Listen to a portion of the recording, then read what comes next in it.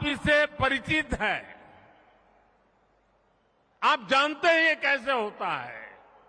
सड़क, रेल पटरी, एयरपोर्ट, पुल, पोर्ट, जब ये सब बनते हैं तो इससे सैकड़ों उद्योगों को बल मिलता है। इसमें सीमेंट लगता है, रेत, बजरी, लोहा, मशीनें, क्या कुछ नहीं लगता है। इससे जुड़े उद्योगों में नौकरियां निकलती हैं, दुकानों में नौकरियां बढ़ती हैं, इंफ्रास्ट्रक्चर बनाने में इंजीनियर लगते हैं, श्रमिक लगते हैं, यानी अपने अपने कौशल के हिसाब से युवाओं को ढेर सारे रोजगार के अवसर उपलब्ध हो जाते हैं। जहां ये प्रोजेक्ट बन रहे होते हैं तो उसके आसपास मेंटेनेंस, रिपेयर और दूसरी सेवाओं की मांग भी बढ़ती है। इससे भी स्थानीय स्तर पर रोजगार बनते हैं। साथियों, अच्छा इंफ्रास्ट्रक्चर व्यापार, कारोबार को बल देता है। इससे ट्रांसपोर्ट और पर्यटन जैसे सेक्टर्स को बल मिलता है।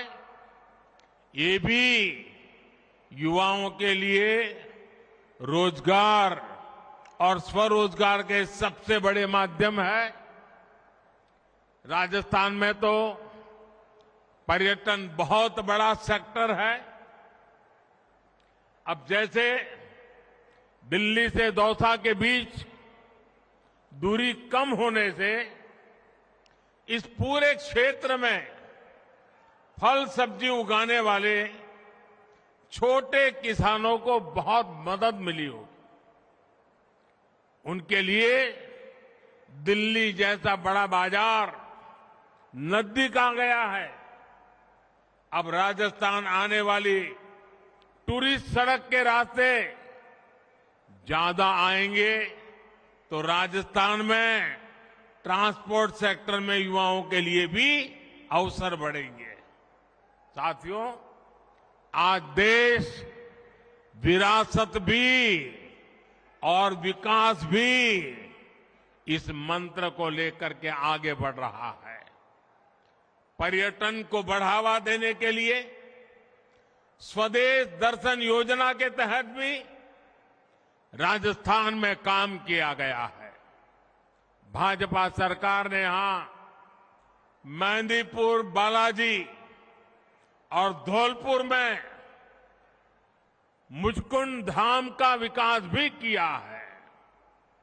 अपने आस्था स्थलों का विकास भी भाजपा सरकार की प्राथमिकताओं में है। भाइयों और बहनों, पिछले 9 वर्षों में हमने उन क्षेत्रों, उन वर्गों पर भी विशेष ध्यान दिया है जो विकास से वंचित थे। हमने वंचितों को वरीयता दी है। गरीब हो, दलित हो, पिछड़े हो, आदिवासी हो, रेहड़ी ठेले वाले साथी हो, बंजारा गुमंतु समुदाय हो, छोटे किसान हो, हर वर्ग का हमने ध्यान रखा है। आप देखिए, गरीब परिवारों को पहली बार शिक्षा और सरकारी नौकरियों में हमने आरक्षण दिया है।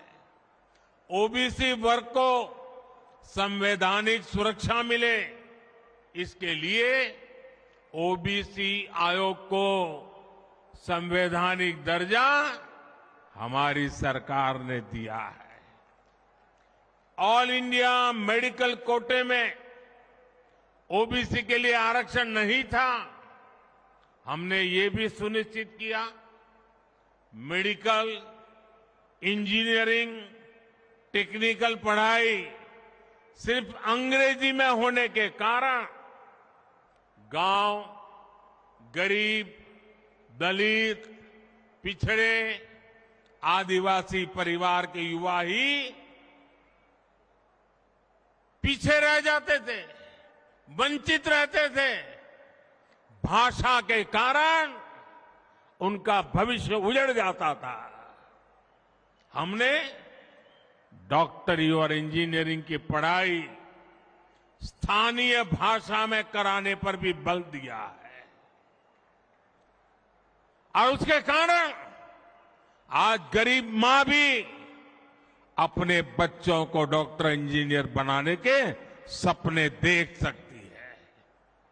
पहली बार बंजारा समाज, गुमंतु, अर्धगुमंतु समाज के विकास और कल्याण के लिए विशेष बोर्ड भी हमारी ही सरकार ने बनाया है। साथियों, इस वर्ष के बजट में तो विश्वकर्मा साथियों के लिए पीएम विश्वकर्मा योजना लेकर आए हैं और यही सबका साथ, सबका विकास की हमारी राष्ट्र नीति है।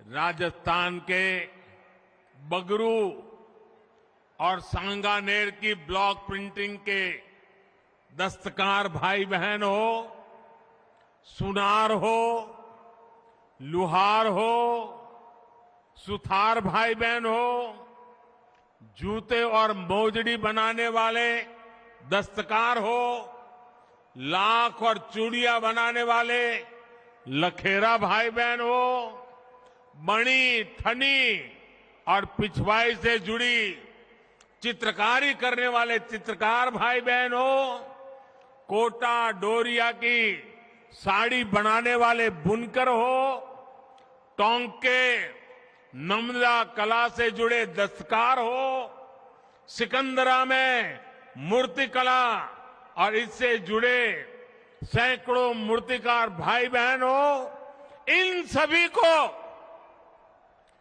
पीएम विश्वकर्मा योजना से बहुत बड़ा लाभ होने वाला है।